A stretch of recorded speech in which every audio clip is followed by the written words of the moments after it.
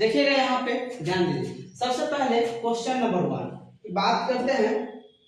Question number 1 की बात करते हैं। यहाँ पे देखिएगा, ठीक है। क्वेश्चन नंबर 1 देखिए, कहता है पाटलिपुत्र पटना के नाम से कब प्रसिद्ध हुआ। पाटलिपुत्र जो है पटना के नाम से कब प्रसिद्ध हुआ, तो याद रखिएगा मध्य काल में प्रसिद्ध हुआ था, ठीक है। आगे चलते हैं, थोड़ा स्पीड में क्लास को स्टार्ट करेंगे क्योंकि बहुत समय लग जाता है वीडियो बनाने में, ठीक है। आगे देखेंगे, किसने कहा पटना की नगर शोभा देखने में प्रिय था, यानी मेघास्थनी। कौन कहे थे?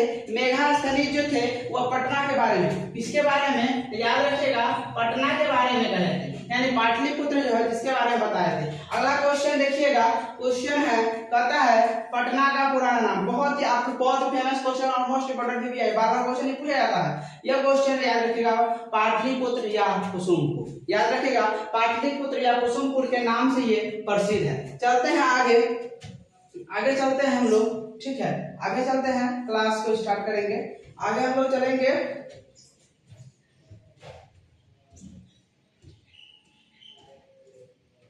साइड से रोक दीजिए।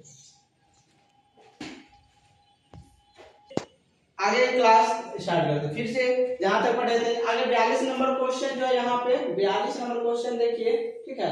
42 नंबर क्वेश्चन कहता है कि मध्यकाल में पटना लगभग कितनों वर्षों तक, देखिएगा, जिनसीन रहा, यानी कह सकते हैं कि 1000 वर्ष। कितने वर्ष? 1000 वर्ष कह सकते हैं। अगला क्वेश्चन है, पटना के उत्तर दिशा में कौन सी नदी। आपको पता होगा, इतना भी क्वेश्चन है मस्त कि एक ऐसा क्वेश्चन कि बार-बार आता ही नहीं।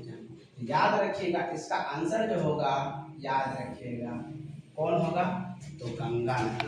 आगे चलिएगा, आगे कहते हैं पाटलिपुत्र में पाटलिपुत्र में जो है बार-बार कौन आए थे। पाटलिपुत्र में बार-बार भगवान बुद्ध आए थे। कौन आए थे? भगवान बुद्ध आए थे। आगे देखिएगा, ठीक है, कि आगे देखिए, पटना नगर की पालिका देवी, पटना नगर की पालिका देवी पटन देवी है। पटना किस नदी के किनारे व्यवस्थित है, यानी स्थित है। याद रखिएगा गंगा नदी के किनारे।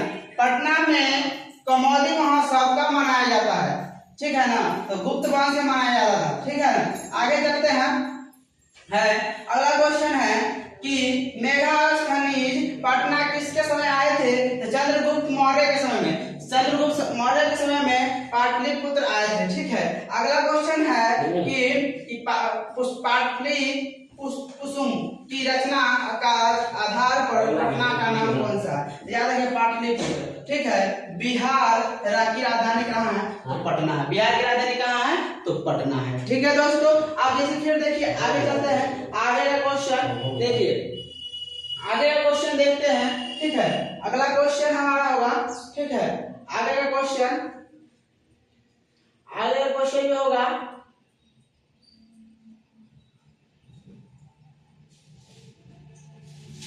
आगे का क्वेश्चन जो होगा वो आप लोग देखिएगा,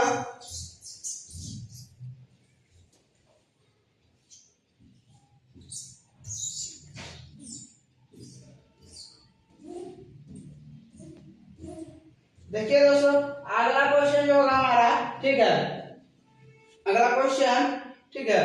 आगे का क्वेश्चन स्टार्ट। आगे हम लोग संस्कृत का चैप्टर 2 ऑब्जेक्टिव पढ़ रहे हैं, ठीक है। संस्कृत का 2 ऑब्जेक्टिव पढ़ रहे हैं हम लोग, जो है अब कुछ दिनों में फिर ऑब्जेक्टिव 3 का चैप्टर का पढ़ेंगे। हम लोग जो है कहां तक क्वेश्चन पढ़ लिए, और देखिए जहां तक पढ़ लिए उसके आगे बिहार की राजधानी तक पढ़ लिए थे, तो चैप्टर 2 का यही ना, तो उसके आगे पढ़ने की कोशिश करते हैं। चलिए उससे आगे पढ़ते हैं। उसके आगे का क्वेश्चन है, देखिए उसके आगे का क्वेश्चन है जो होगा, ठीक है।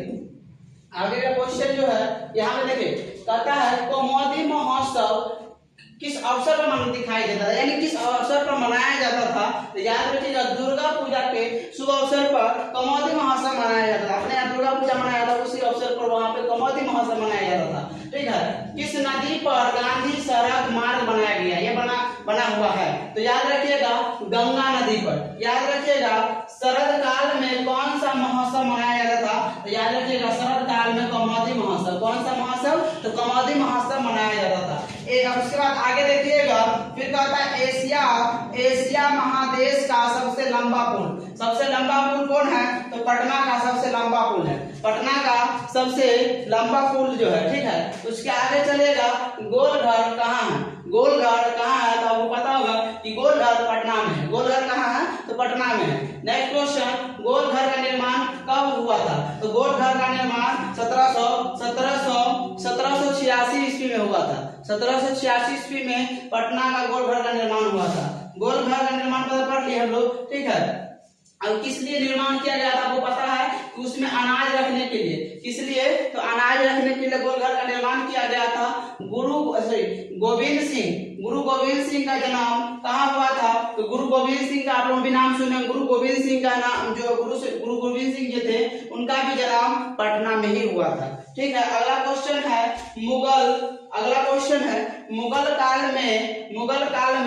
मुगल काल में किसका उद्धार हुआ था, तो याद रखिएगा पटना का। किसका हुआ था, पटना का। क्या आप लोग का यहाँ तक समझने में किसी प्रकार कोई दिक्कत? देखिए, संस्कृत को आप लोग क्वेश्चन को धुआं नहीं उड़ा दिए तो बेकार है क्लास करना, और हमारे साथ क्लास जुड़ के आप पढ़िएगा और कहिएगा कि सर समझ ना आया तो बहुत ही बेकार है, क्योंकि हम संस्कृत पढ़ाते नहीं, समझा ही देते हैं, ठीक है। और आगे देखिए, हम लोग आगे क्वेश्चन देखते हैं, ठीक है। अगला क्वेश्चन देखते हैं, अगला क्वेश्चन देखिएगा क्या हुआ, ठीक है। आगे क्वेश्चन देखते हैं, बिना देर किए क्लास को ज्यादा देर हम नहीं करेंगे लेट, क्योंकि बहुत ही ऐसे ही लेट हो चुका है। और क्लास हम लोग फिर आप लोग कुछ दिनों में फिर क्लास देखने को मिलेगा।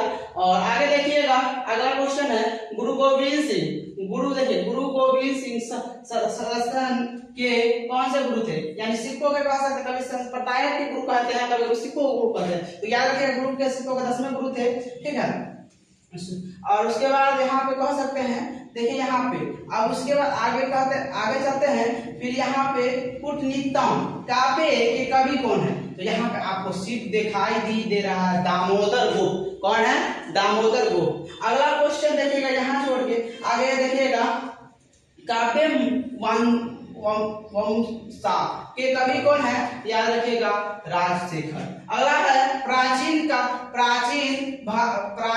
काल में शिक्षा का केंद्र, पटना को प्राचीन काल में शिक्षा का केंद्र कहा जाता था। फिर उसके बाद नेक्स्ट क्वेश्चन, संस्कृत को मजा आ जाएगा पढ़ के, तो देखिए आप हमारे साथ ऐसे ही क्लास बने रहिए, क्योंकि अंतर पढ़िएगा तभी तो सीखिएगा, ठीक है। आगे देखिएगा कि किस काल का शासन उत्कृष्ट काल माना गया है, याद रखिएगा अशोक के समय का, याद रखिएगा। नेक्स्ट, विद्यमान ने पृथ्वी का तिलक किसे कहा है, तो तिलक जो है तिलक किसे कहा है, तो इसका आंसर आपको ऊपर दिया हुआ है, पटना को। इसको कहा पाटलिपुत्र जिसे कहते हैं। इंद्रलोक का नगर किसे कहा गया है, तो पाटलिपुत्र को इंद्रलोक का नगर कहा गया। आगे देखिएगा, अब वैसे ही बने रहिए क्लास, सब मजा ही आ रहा होगा तो वो कमेंट करिएगा और एक दिल बना के भेजिएगा कमेंट में।